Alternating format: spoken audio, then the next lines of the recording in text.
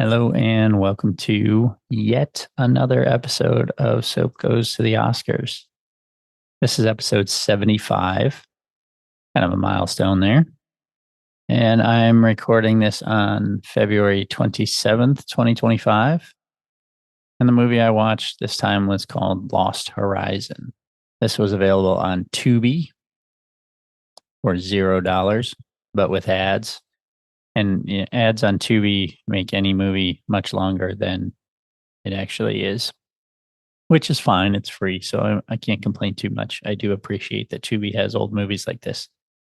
But it took me, I started in the morning and then finished it on my lunch break. So it's a long and anyway, Lost Horizon, re released in 1942 as The Lost Horizon of Shangri La, which is kind of a better title, is a 1937 American adventure drama fantasy film directed by Frank Capra. Screenplay by Robert Riskin is based on the 1933 novel of the same name by James Hilton. Film exceeded its original budget by more than $776,000 and took 5 years to earn back its cost. Serious financial crisis it created for Columbia Pictures damaged the partnership between Capra and studio head Harry Cohn, as well as the friendship between Capra and Riskin. In 2016, the film was selected for preservation in the United States National Film Registry by the Library of Congress. This was also produced by Frank Capra, cinematography by Joseph Walker and Elmer Dyer, edited by Gene Havlick and Gene Milford. The Genes. Music by Dimitri Tiomkin. Color process, black and white. Production company and distribution company, Columbia Pictures. Was released March 2nd, 1937, with a runtime of 132 minutes. More on that in a minute. Okay, so Lost Horizon was nominated for Best Art Direction and Best Film Editing, of which it won both. Obviously nominated for Best Picture, also nominated for Best Actor in a Supporting Role, Best Sound, Best Assistant Director, and Best Music Score. Was nominated for 6 and it won 2. And speaking on the length, later issues and remakes section of Wikipedia here, in 1942, the film, and there was a at the beginning of this on Tubi, there was a whole like 3 title cards that had this information, some of the information I'm about to read, but this is all from Wikipedia. 1942, the film was re-released as The Lost Horizon of Shangri-La, a lengthy drunken speech delivered by Robert Conway in which he cynically mocks war and diplomacy, had already been deleted in the general release version. Capra felt the film made no sense without the scene.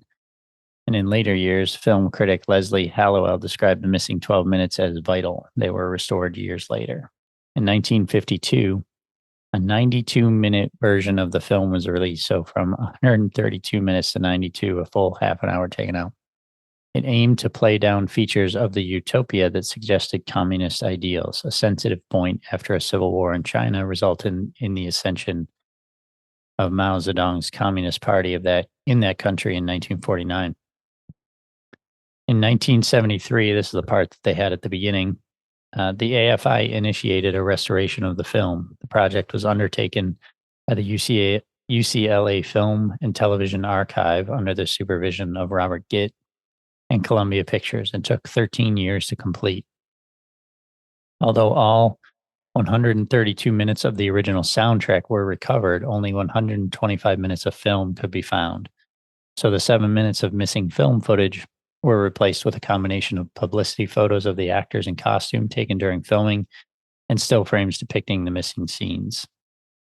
Also in 1973, Columbia Pictures produced a modernized musical remake directed by Charles Jarrett and starring Peter Finch and Liv Ullmann. Film featured a score by Burt Bacharach and Hal David. It was both a critical and financial disaster. I should say so. Came at the end of an era of expensive musical films ushered in by the huge success, in turn, of Mary Poppins, My Fair Lady, and The Sound of Music.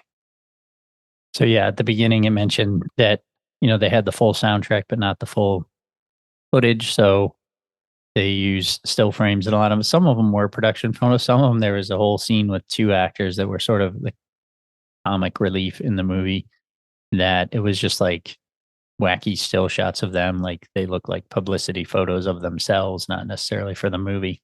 So that was, I was expecting it, but there were moments, yeah, where it was just still photos and it was done well. The other thing it mentioned was it said that the condition of the footage went from terrible to pretty good, and that was the case. And oftentimes I noticed that it was the moments before or after those still frames that where the footage was the worst, which kind of makes sense because if that piece of footage was either damaged or lost or whatever, that the frames before or after might also be not the best. I'm going to see if I can quickly summarize this. It's 1935. A revolutionary uprising drives terrified Westerners to the airport in Baskul, China. Evacuation is organized by writer, soldier, and diplomat Robert Conway before he's returned to the United Kingdom and become foreign secretary. So he's on this plane with a group of people. The plane is basically hijacked and they are flown and crash in this area where they're sort of rescued by this group. And come to find out later that it was all intentional, but they take them to Shangri-La where they tell them that they are, they can live forever. Like there's a dude that's 200 years old or more there. And there's a woman that's, in her 60s, but she looks like she's in her 20s. And, some of them want to stay. Some of the brother of the main guy wants to leave. And stuff happens in between. You can read more about it or watch it if you want. Just looking at the actors here. Main actor was Ronald Colman. He was also in Tale of Two Cities in the last round. He was in Aerosmith. Edward Everett Horton was kind of comic relief, and he's been in a couple. H.B. Warner was in. He may have also been in Tale, or maybe he was in Les Mis. They had a couple of dudes playing Chinese guys or Tibetan guys, should say, that were very much white. And obviously, it's a different time, but it's also distracting as hell to look at this very clearly white dude and have to try to pretend that or suspend disbelief that he's Chinese or Tibetan. So, that's one thing, but I did not love this, guys.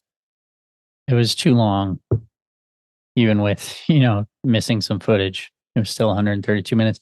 And part of that might be that there's ads, so that drags it out a little more. And that's not the fault of the movie. That's the fault of Tubi. Again, not complaining because it was free. But this one is just kind of weird. I don't know. I struggle with some of these because they're oftentimes well acted. They look fine, but there's just something about several of these now that have not clicked with me. And this is another one. And I'm sure that there are plenty of people that would scoff at me saying I didn't like some of these movies. I mean, they're in the Library of Congress, for God's sake. But, everybody has their tastes. And for whatever reason, some of these just aren't to my taste.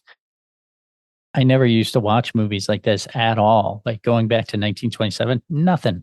The very first movie on this entire list of Oscars that I had ever seen was, and I haven't gotten to yet, is The Wizard of Oz. And I've seen like Citizen Kane and Casablanca, but it's very sparse in these early years of these Oscar movies. And the value of the Oscars is a different argument. I'm just talking about like older movies I was never interested in. But I have found many of these movies I really like. And for whatever reason in this round of movies, they have not been clicking with me. And you got Bogart in here, you got other big names, and like so far, A Star Is Born, I liked, and then the rest have just been kind of like, okay, I don't hate them, but they're just not working for me for some reason. I think I would probably give this one 2.5. I haven't gone into to Letterboxd yet, but yeah, I think that's probably where I'd put this one. So I'm sure that someone could argue against it, and that's fine. Argue away. It's just not for me. So we'll just move on and hope that some of these other ones are good. And I will see you next time.